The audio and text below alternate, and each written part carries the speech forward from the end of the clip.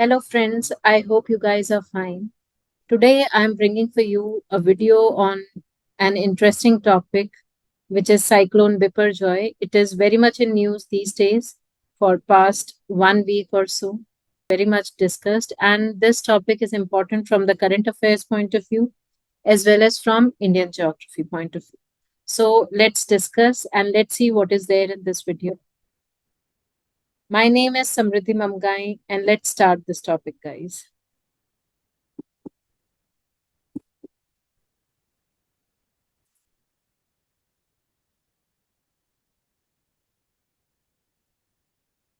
Now, before coming to Cyclone Biparjoy, let us discuss what is a cyclone. A cyclone is a low pressure system that forms over warm waters. So, there are two things in the first point. It is a low pressure system. Low pressure means when the air over land or over sea, it becomes warm. Okay. So, when the land is warm or sea is warm, so air above it, it also becomes warm and it rises, giving rise to the low pressure area. Okay, so what is a cyclone? It is a low pressure system. That means it is a system of warm air which is rising that forms over warm waters. And cyclone is always, it is formed over warm waters. It is a system of low level convergence and high level divergence with a column of rising air.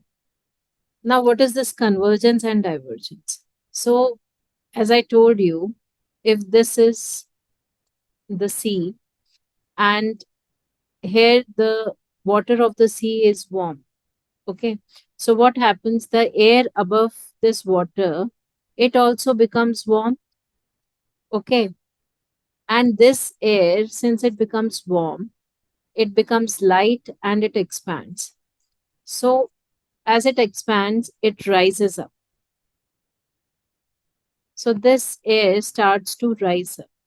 So a void is created, a vacuum is created. तो यहाँ पे एक जगह रह जाती है, vacuum is created, which is filled by the nearby air.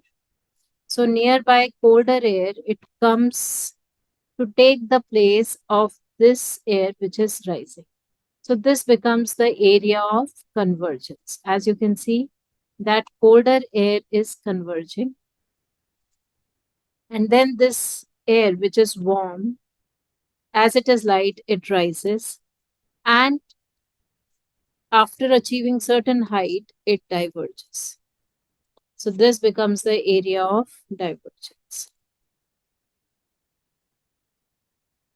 So what we have studied, cyclone is a system of low level convergence. This is convergence and high level divergence with a column of rising airs. Now the third point, it is the weather phenomena. It is the weather phenomena that includes torrential rain and maximum sustained wind speeds near center exceeding 119 kilometers per hour. So it includes very heavy rain, torrential rainfall, and the wind speed is also very high and it exceeds 119 or you can say 119 kilometers per hour. It is characterized by inward spiraling wind. So you can see the winds are spiraling like this, inward spiraling winds. Air circulation in a cyclone is anti-clockwise in the northern hemisphere and clockwise in the southern hemisphere. So if you see a cyclone in the northern hemisphere, the winds tend to move in the anti-clockwise direction. Remember this. And in the southern hemisphere, the winds tend to move in the clockwise direction. Okay. And this direction is due to the Coriolis force. That Coriolis force, it acts on wind, and this Coriolis force is the result of the rotation of the earth. Okay, so the winds in the northern hemisphere, the winds in the cyclone, they move in the anti-clockwise direction, and in the southern hemisphere they move in the clockwise direction, as you can see. Now let's talk about the tropical cyclone. Now cyclones are of two types. First is the tropical cyclone that we will be discussing. And other second is the extra tropical cyclones. Extra tropical cyclones, or you can say the temperate cyclones. So, tropical cyclone, as the name suggests, these cyclones are formed within the tropics. So, tropics means Tropic of Cancer, 23.5 degrees north, and between 23.5 degrees south. So, the tropical region is between the Tropic of Cancer and the Tropic of Capricorn. And tropical cyclones are formed in the waters that lie in the tropical region. And here, the origin of the tropical cyclones is thermal in nature. Why thermal? Because of the temperature. As the water in the tropical area is warm. Why the water is warm here? The water is warm because of the direct rays of the sun, or you can say the insolation. So, this area receives the direct rays of the sun. That is why water here is warmer. As you can see, there are different names by which tropical cyclones are called. Around the coast of America, these are known by the name hurricanes. Okay. Near the Indian Ocean, these are known by the name cyclones. Near China, these are called typhoons. Near Japan, these are known by the name typhoon. And near Australia, these are called Billy Billy.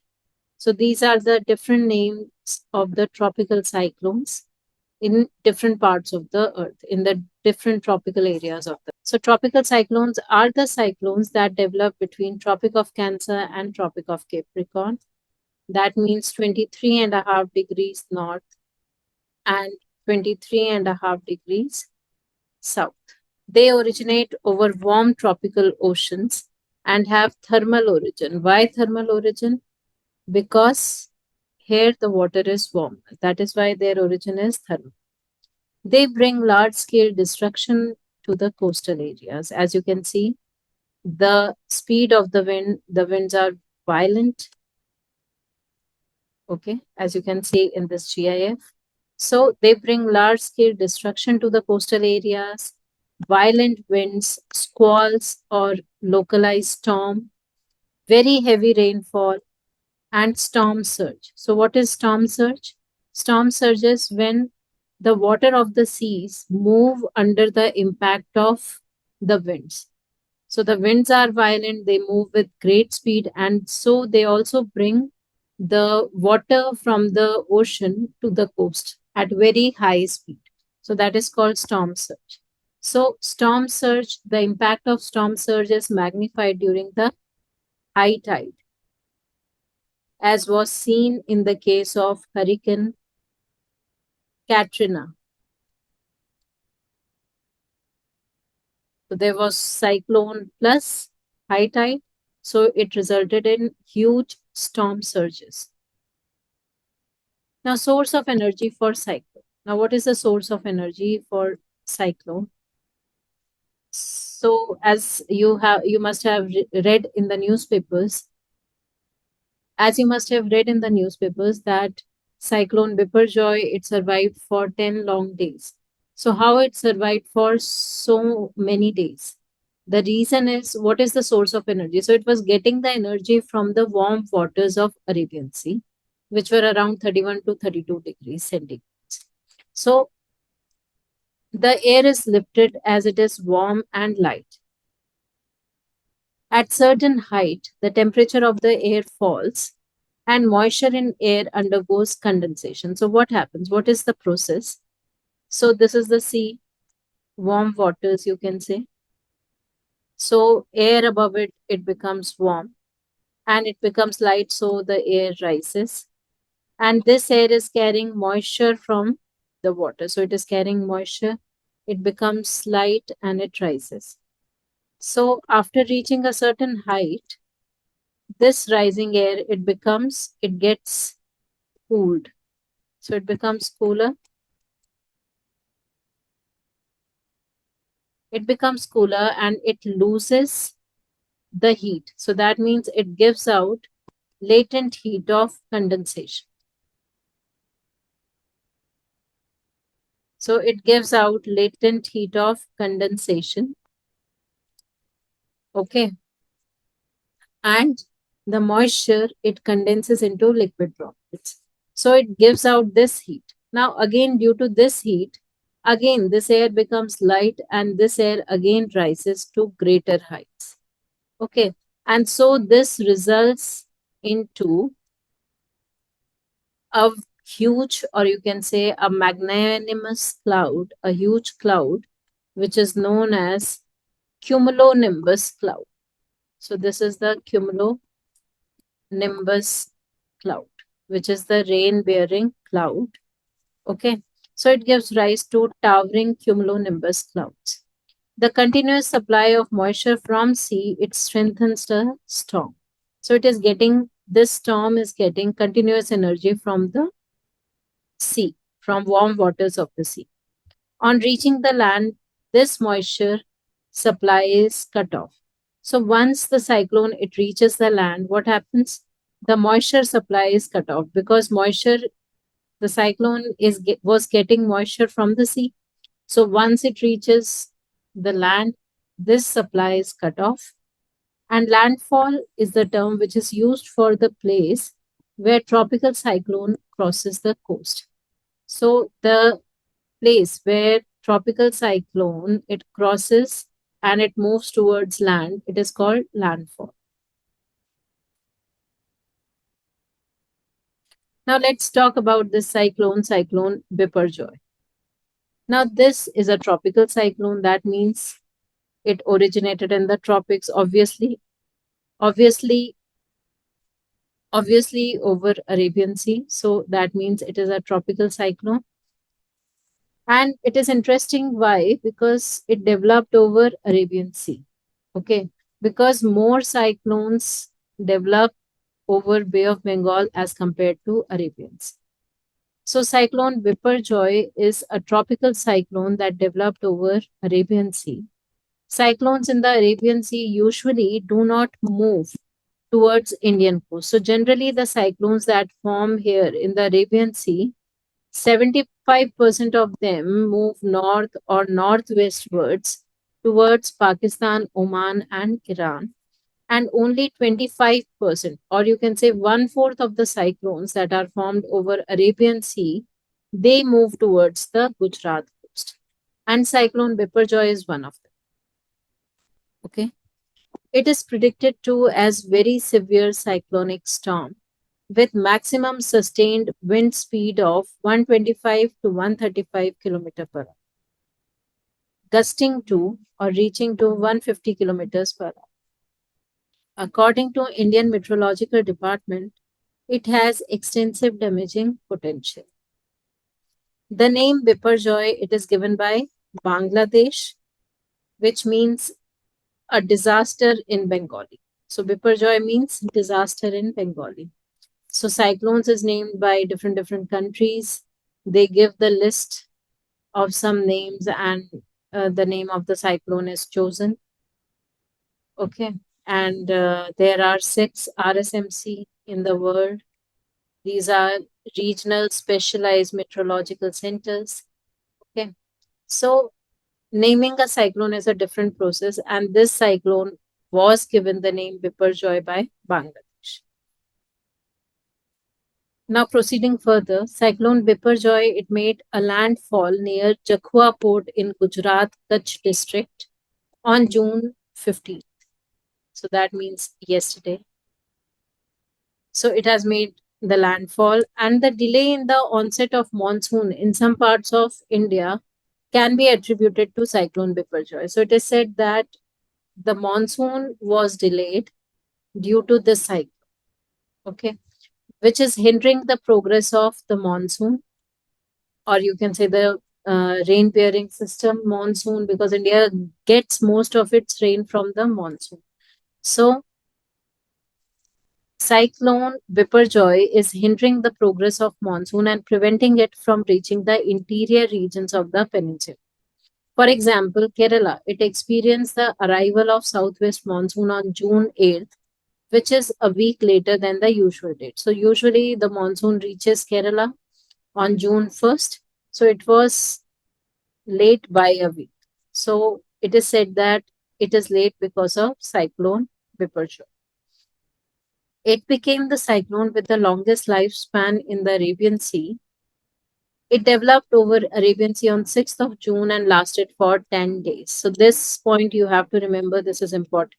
That cyclone Biparjoy now became the cyclone that had the longest lifespan of 10 days in the Arabian Sea.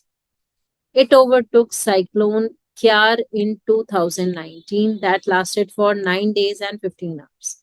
Okay, so now cyclone Biparjoy became the cyclone that had the longest life cycle in the Arabian Sea.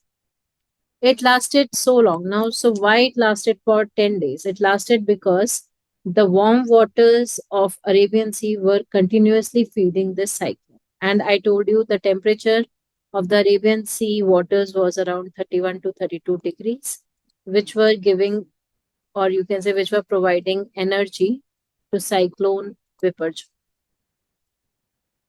Okay. So it lasted so long as it is feeding on the warm waters of Arabian Sea.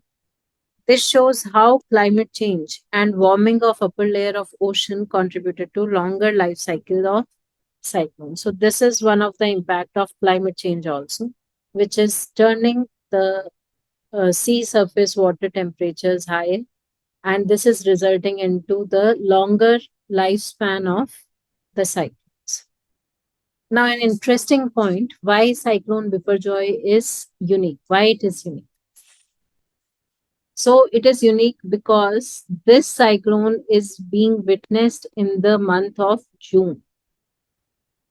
Because generally, June, monsoon overshadow every other weather phenomena in India. So that means in the month of June, monsoon dominates over Indian subcontinent. But somehow cyclone Biparjoy, it appeared in June. That is why it is unique and it is interesting also. And that is why it is so much in news. So it is unique for its intensity and speed.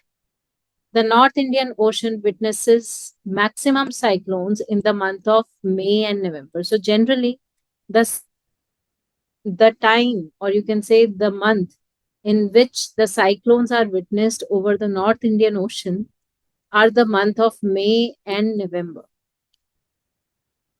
But cyclone Biparjoy, it came in the month of June. Generally, the onset of southwest monsoon in June is not conducive for the cyclones.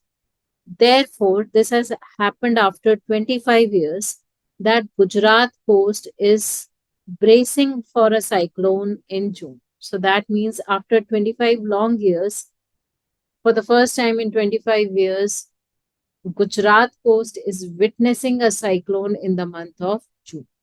So that is why this is unique. Another important question. Now, another interesting question: why more cyclones are formed in Bay of Bengal than Arabian Sea? So, what do you think should be the reason that there are more cyclones in the Bay of Bengal than the Arabian Sea? The reason is because the waters of Bay of Bengal are warmer than the Arabian Sea. So, more cyclones are witnessed over Bay of Bengal than the Arabian Sea. So, let's see the description. The prime reason for the emergence of around 70% cyclones in North Indian Ocean in Bay of Bengal is the warmer sea surface waters that assist in the formation of cyclones. So most of these cyclones that are formed over Bay of Bengal, they are directed towards northern coastal Andhra Pradesh and Odisha. And some of the cyclones they move towards Bangladesh and Myanmar. So in the eastern coast of India, the states which are vulnerable to cyclones are coastal Andhra Pradesh, Odisha, West Bengal. Okay. Now, areas along west coast of India that are prone to cyclones are Kerala, Konkan, Goa, North Konkan, Gujarat. Apart from these, Karnataka, Maharashtra. Okay. all these states are in the west coast of India are prone to cyclones. Now, what is India's response mechanism for cyclones? So, since India has been witnessing cyclones, two to three cyclones almost every year. So, after the devastation caused by 1998 super cyclone in Odisha, which resulted in huge loss of lives of people, government it came out with a comprehensive plan for cyclones. So, government has devised a detailed plan for how to deal with cyclones. And India's three-layered plan to deal with cyclone is as follows. So India worked out on this three-layered plan, and therefore the cyclones after 1990s, the destruction that are caused by cyclones, India has been able to minimize the destructions and devastation caused by cyclones.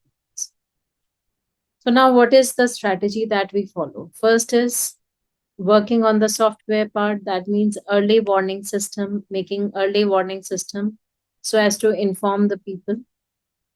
Awareness among local people about the cyclones and what to do during the cyclones or after the cyclone. Evacuation plan and drills, training the people and capacity building of the local people, disseminating information. Second layer is creation of shelters. The cyclone, it required the evacuation of the low-lying coastal area. People are evacuated from the low-lying coastal areas to some higher areas. So it requires creation of temporary shelters, setting weather instruments and warning centers, creating embankments so that the impact of cyclone can be reduced, and connecting, creating roads and bridges. Then the third very important layer is taking care of critical infrastructure in the coastal system. So critical infrastructure is like railways, like healthcare system, like water supply, power transmission lines, grid, so that this critical infrastructure it does not get destroyed or disrupted during the cyclones. So this is the three-pronged plan. So this is the three-pronged plan or three-layered plan of Indian government to deal with the cyclones. In 2011, Indian government launched National Cyclone Risk Mitigation Project to be implemented in 13 states and union territories that are prone to cyclones. So this program was implemented in two phases across 13 states and union territories that are prone to cyclones. So, guys, I hope you have enjoyed this brief video on Cyclone Biparjoy. It is very much in news these days and it is an important topic for your current affairs and Indian geography. I hope you liked the video. So, give the thumbs up and please share the video and subscribe to the channel in large numbers so that you get the updates of such interesting videos from time to time. Thank you so much, guys. Have a great day ahead.